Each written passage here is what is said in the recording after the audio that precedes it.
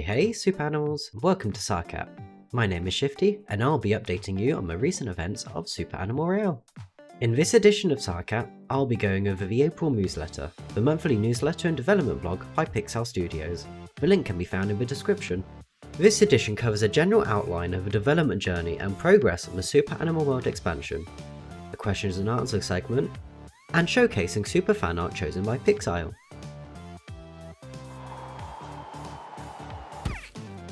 For a small while now, the community has been wondering how the Super Animal World expansion has been progressing, and Pixile has been listening to us and made this newsletter all about that. Upcoming, we'll find out why it took a lot longer than what was originally hoped for and where the current progress lies in the development journey.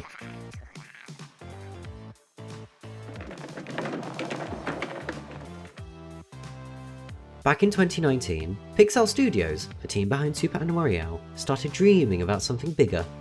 They noticed how unique and welcoming their community felt within lobbies, with players chatting and interaction with each other before being thrown into the battlefield.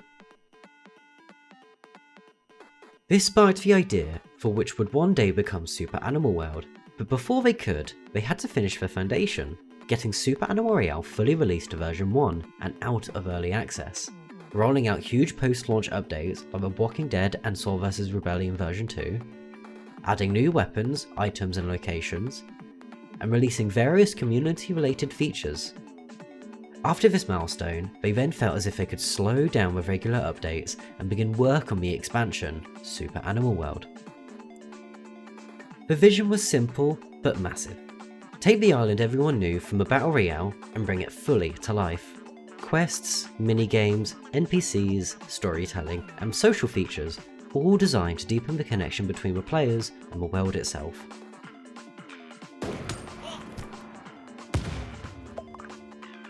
For those who know of the development world, the last stretch of a project always takes way longer than expected, known as the 90-90 rule, where the first 90% of a project takes 90% of the time, and the last 10% of a project takes the other 90%. Prototyping moved quickly, which tricked the team into optimism, but as the development grew, so did the complexity of creating this expansion into the existing game. Their initial summer 2024 turned out to be far too hopeful, and the safety net of "or when it's ready" became the reality. As if that wasn't enough, Pixile Studios also chose to go back to self-publishing midway through. It was absolutely the right move for their creative freedom, but it came at a steep cost of roughly 6 months of lost development time and a good chunk of their sanity. Still, once the dust settled, the team felt far more empowered than ever to shape the game to exactly how they envisioned it.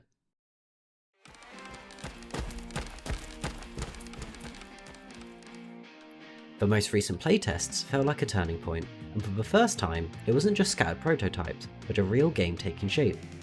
External playtesters jumped in, found the onboarding smooth, and genuinely had fun. Their feedback is already helping polish the experience and smooth out the rough edges.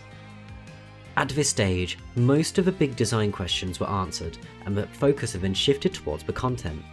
Writing NPC quests, refining progression, testing, and adding polish. To keep players in the loop, they even built progress bars to track development each month, with the caveat that this progress won't always be linear, as it's an estimation of progress and not the total time spent. Some features depend on others, and sometimes parts may even move backwards if they need rethinking. Still, with systems locked in and the foundation laid, content creation should move faster and faster from here.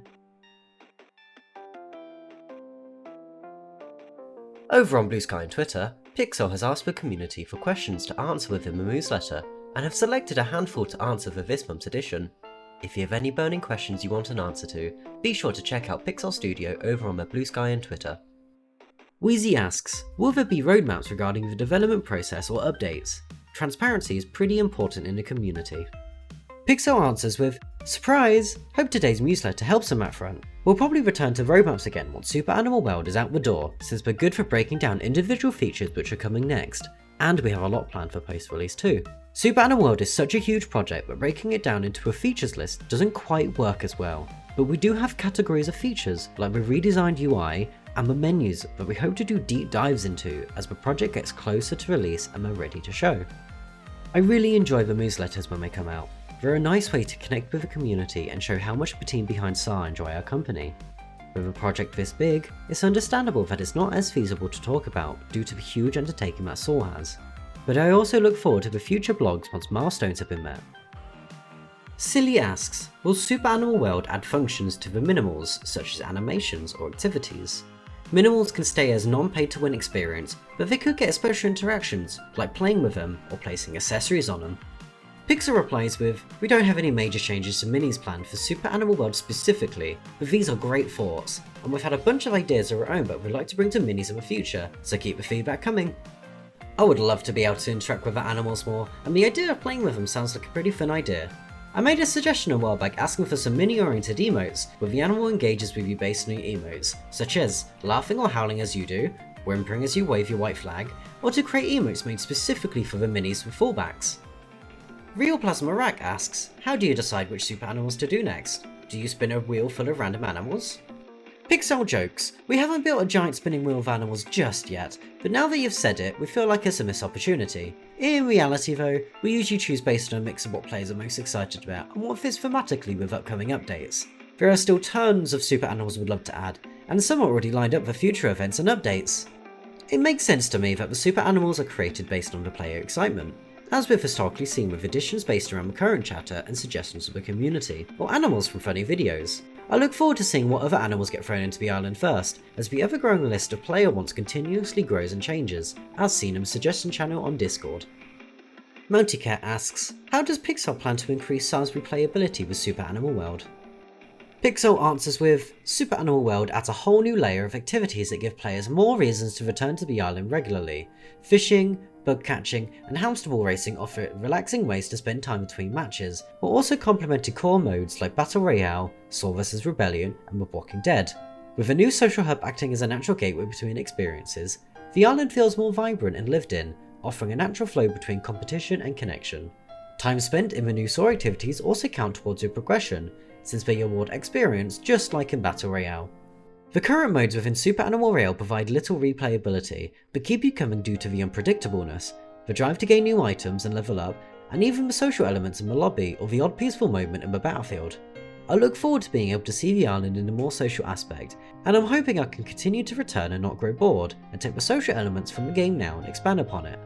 If it's anything to how it is now, I'm very excited for this update.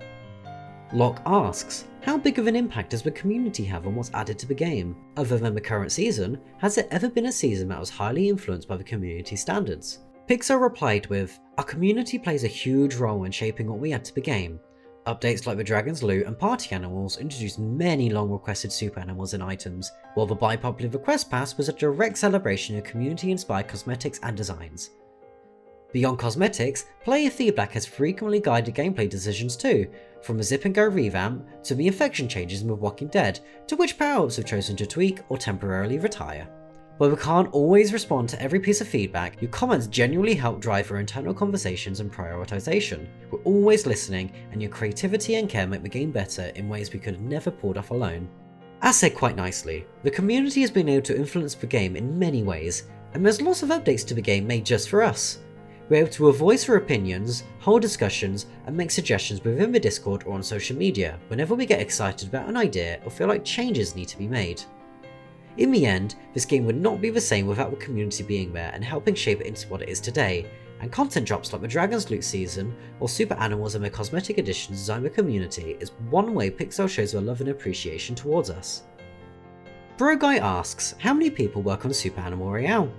Pixel shares, our team is up to 16 now, but some of us are part-time, so altogether we probably add up to around 9 or 10 full-time equivalents. We also work with a few external companies supporting us on things like quality assurance, and more recently, UI design. It's impressive hearing the development journey of Pixel and the decisions that they make, considering the team behind the game has been a small but healthy number all this time, and undertaking this large is such an incredible feat.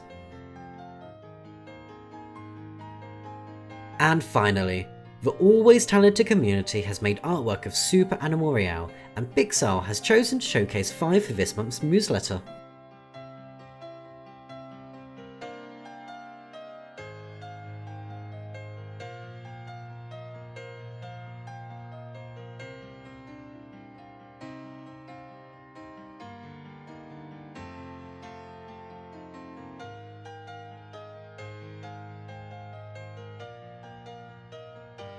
And this has been SAR-Cap. Thank you so much for listening and keep fighting, super animals.